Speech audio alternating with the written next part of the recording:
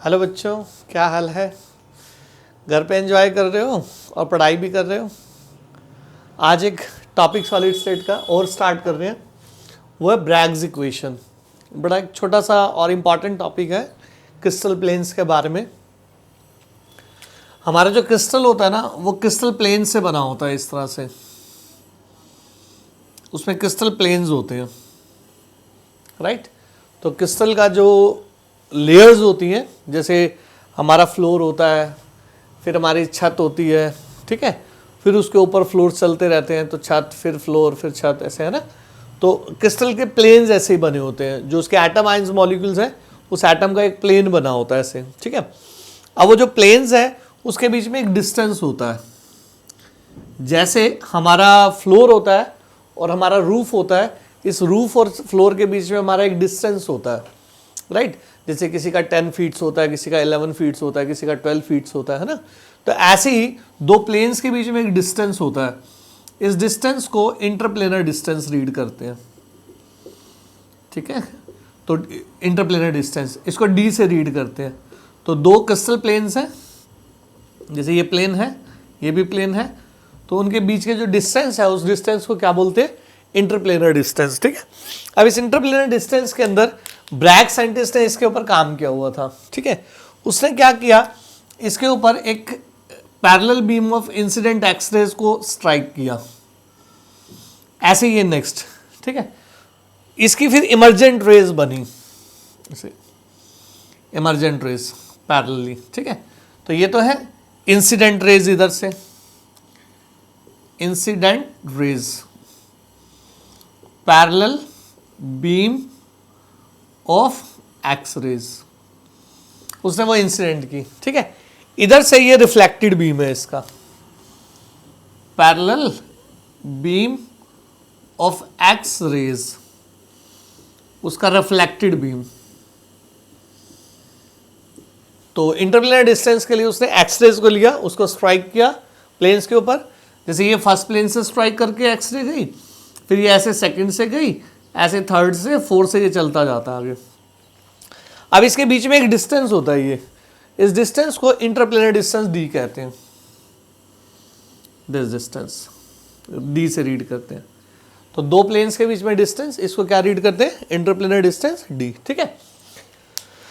अब इससे यहां पर ना दो पैरेलल लाइंस को स्ट्राइक किया गया, जैसे अब ये है ऐसे इधर और इधर, राइट। इसको पैरेलल यहां से कट कर दिया गया। जैसे ये हमारी फर्स्ट एक्सरे है, जैसे वेवलेंथ की फॉर्म में चल रहा है, ठीक है। ऐसे ये सेकंड एक्सरे है, 1 2 लाइक दिस वन। ऐसे यहाँ इमर्जेंट रे होती है, like this one, right, like this one, ऐसे, गॉट इट। और इसको एक फोटोग्राफिक फिल्म पे स्क्रीन के ऊपर उतार लिया जाता है। जब फोटोग्राफिक फिल्म पे उतारते हैं तो एक डिफ्रैक्शन पैटर्न बनता है parallel beam of X rays का, इसको रीड करते हैं diffraction pattern, diffraction pattern, right. तो वहां उसका यहां से अब हमने इसके परपेंडिकुलर डाला हुआ, ये परपेंडिकुलर है, इधर भी परपेंडिकुलर डाल दिया, इधर भी परपेंडिकुलर डाल दिया, मतलब ये डिस्टेंस और ये डिस्टेंस बराबर हो गया। जैसे आप इसको ऐसे कह सकते हो, इसको ए, ठीक है, बी सी, ठीक है, और A B C D E F, ये से मार्क कर सकते हैं, राइट। इसको यहाँ पर जे मार्क कर दिया मैंने, इसको के मार्क कर दिया, यहाँ पर ये मार्किंग्स क्यों है? ये डिस्टेंस ए बी और डी जे आपस में बराबर है। इसी तरह से बी सी और के एफ भी आपस में बराबर है। ये पैरेलल ऐसे बीम चल रही है, राइट। अब यहां पर जो होता है, यहां पर मैक्सिमा और मिनिमाज होते हैं, इसको बोलते हैं मैक्सिमा। तो मैक्सिमा का एक रूल होता है, ठीक है, उसकी एक कंडीशन होती है। मैक्सिमा अब क्या चीज होता है? दो रेज है हमारे पास, जैसे ये एक रे है और एक ये रे है, इसको इंटरफेरेंस बोलते हैं।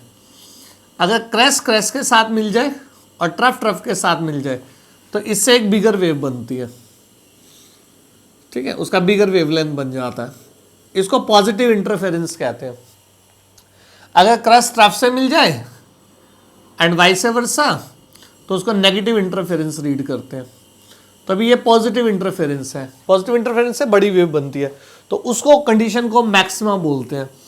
क्रेस्ट का क्रेस्ट से कॉम्बिनेशन, ट्रफ का ट्रफ से कॉम्बिनेशन, राइट, इसको कंडीशन को बोलते हैं मैक्सिमा। तो मैक्सिमा की कंडीशन क्या होती है, जो फर्स्ट रे और सेकेंड रे है उसका जो इमर्जेंट है, ठीक है, उसका जो क्रेस्ट है वो क्रेस्ट पे फॉल करना चाहिए, ट्रफ जो है वो ट्रफ से, मतलब ये कोइंसाइड करनी चाहिए। जैसे इस समय ये ट्रफ है, मान लो ये ट्रफ ऐसे, तो इसका ट्रफ इसके ट्रफ के साथ मैच करना चाहिए, राइट। तो इसको बोलते हैं order of max, condition for maxima. तो मैक्सिमा की कंडीशन क्या है, crest should match with the crest. इसको इन फेज भी रीड करते हैं, इन फेज कंडीशन। तो दो रेस या ऐसे नेक्स्ट रेस जो इनके सभी के हमारे वेव्स हैं उनका इन प्लेन होना चाहिए, इन फेज होना चाहिए, ठीक है। तो इन फेज से कंडीशन से हमारा वो मैक्सिमा बनता है। अब यहां पर जो सेकंड रे है उसने ये एक एक्स्ट्रा डिस्टेंस ट्रेवल किया हुआ है, इसको जे ई के रीड करते हैं, ऐसे जे ई और इधर से ई के। अभी एक पर्टिकुलर एंगल पे ऐसे थीटा, ऐसे ये एंगल है थीटा, ये अंदर के angle by trigonometry angle theta's है, राइट। अब ये डिस्टेंस डी है, तो यहां से अब हम जे ई लिखते हैं, ऐसे जे ई एंड ई के। जो जे ई है वो डी साइन थीटा होता है, ऐसे ई के भी डी साइन थीटा है, ठीक है, परपेंडिकुलर ओवर हाइपोटेन्यूज, ठीक है, आपने पढ़ा होता है।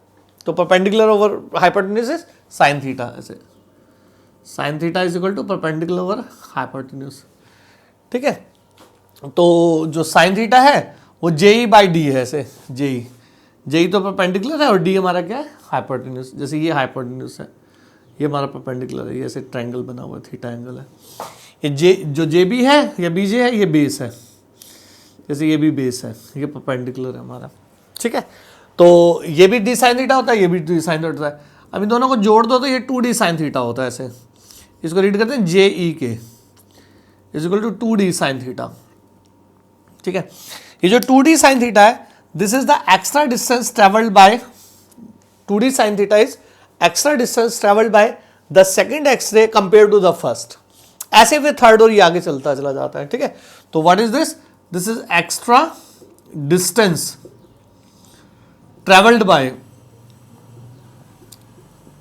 सेकंड एक्स रे बीम, ठीक है, कंपेयर टू फर्स्ट।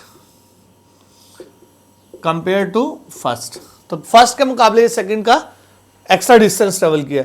अभी एक्स्ट्रा डिस्टेंस की कंडीशन है ऐसे 2d साइन थीटा, ये जो होता है this should be is equal to n lambda. इसको रीड करते हैं इंटीग्रल मल्टीपल ऑफ वेवलेंथ। ये जो एक्स्ट्रा डिस्टेंस है सेकंड रे का एक्स्ट्रा डिस्टेंस, ये इंटीग्रल मल्टीपल ऑफ वेवलेंथ होना चाहिए, मल्टीपल ऑफ वेवलेंथ किसके लिए, कंडीशन फॉर मैक्सिमा। अगर वहां फोटोग्राफिक स्क्रीन के ऊपर हमारे को मैक्सिमा चाहिए तो 2d sin theta is extra distance. बड़ी सिंपल सी इक्वेशन है, इसको ब्रैग्स इक्वेशन रीड करते हैं, ठीक है, ब्रैग्स इक्वेशन। एक्सपेरिमेंट आपको ज्यादा याद ना हो, मेन ये इसके इंपॉर्टेंस है बस, इसमें बहुत जगह न्यूमेरिकल्स में ऑब्जेक्टिव में यूज हो जाता है। 2d sin theta is equal to what, n lambda. Lambda is the wavelength, वो इसका वेवलेंथ है, जैसे ये है, दिस इज वेवलेंथ लैम्डा, ठीक है। तो ये इसका जो डिस्टेंस है ये इंटीग्रल मल्टीपल ऑफ वेवलेंथ होना चाहिए, जैसे 1 वेव 2 वेव, ऐसे 1 वेव 2 वेव, ऐसे एक्सेक्ट। तो ठीक है, जैसे यहाँ 4 वेव्स है, 4 वेव्स 2.5 3.9 ऐसा नहीं होना चाहिए, फिर वहां पर मिनिमास की कंडीशन बन जाती है। तो वो थीटा एंगल ऐसा सेट किया होता है, वो एंगल ऐसा सेट किया है कि वहां पर हमारे को मैक्सिमा मिले, उसकी ये कंडीशन है, extra distance should be integral multiple of wavelength which is called Bragg's equation. 2d sin theta is equal to n lambda, 2d sin theta is equal to n lambda. ये आपको equation ध्यान रखनी है, ठीक है। अब इसका थोड़ा सा एप्लीकेशन ध्यान रखना होता है, ये sin थीटा आपको दिया होता है इसके एंगल्स की वैल्यू, तो वो आप पुट कर लेते हो, ठीक है, या कभी कभी थीटा निकालने को भी दे देते हैं। अब ज्यादा इसमें d को हमारा वैल्यू होता है, d को निकालना होता है हमें, ऐसे d को, d is called interplanar distance, interplanar distance. Main हमें इंटरप्लेनर डिस्टेंस निकालना होता है, साइन थीटा वैल्यू दिया होता है, इसको n को ऑर्डर ऑफ मैक्सिमा बोलते हैं, ऑर्डर ऑफ मैक्सिमा, ठीक है। वो डिस्टेंस जैसा आपको चाहिए, मान लो डिस्टेंस आर्मस्ट्रॉन्ग में चाहिए तो वेवलेंथ भी आप आर्मस्ट्रॉन्ग में डाल दो, यहाँ पर नैनोमीटर में चाहिए तो नैनोमीटर में डाल दो, मीटर में चाहिए तो मीटर में डाल दो, जैसा भी चाहिए। ज़्यादातर मीटर नैनोमीटर आर्मस्ट्रॉन्ग में डालते हैं क्योंकि बहुत छोटी वैल्यूज होती है, पिकोमीटर में भी यूज कर लेते हैं। तो इसको बोलते हैं ऑर्डर ऑफ मैक्सिमा। जो ऑर्डर ऑफ मैक्सिमा होता है वो ऐसे होता है, वो आपको गिवन होता है ऑर्डर ऑफ मैक्सिमा ऐसे, n इज इक्वल टू 1 2 3। अगर वो कहता है first order maxima, second order maxima या थर्ड ऑर्डर मैक्सिमा, ज्यादातर इसमें फर्स्ट ऑर्डर मैक्सिमा दिया होता है तो आप n की वैल्यू 1 फीड कर देते हो, सेकंड कहे तो 2 कर दो, ठीक है। मान लो वो वेवलेंथ ऐसे कुछ कहता है लाइक 400 आर्मस्ट्रॉन्ग, वो आप फीड कर दो यहाँ पर। साइन थीटा है, मान लो वो एंगल 60 डिग्री कहता है 34.5, उसकी वहाँ वैल्यू गिवन होती है, वहां से आप इंटरप्लेनर डिस्टेंस डी निकाल सकते हो। अगर इंटरप्लेनर डिस्टेंस दिया हो तो wavelength, order of diffraction, theta angle, sine theta कुछ भी निकलवा सकते हैं, ज्यादा हमारे को डी निकालना होता है। तो ये एक हमारी ब्रैग्स इक्वेशन होती है जो साइंटिस्ट ब्रैग्स ने ड्राइव की थी इंटरप्लेनर डिस्टेंस के लिए, ठीक है।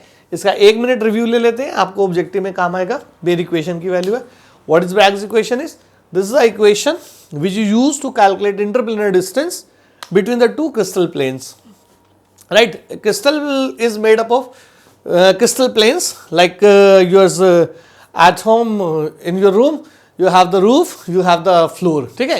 there is a distance between the two like 10 to 12 feet, ठीक है। तो ऐसे ही इस क्रिस्टल के अंदर क्रिस्टल प्लेन्स के बीच में एक डिस्टेंस होता है जिसको हम इंटरप्लेनर डिस्टेंस डी कहते हैं, वो ये रीड करते हैं हम इंटरप्लेनर डिस्टेंस डी।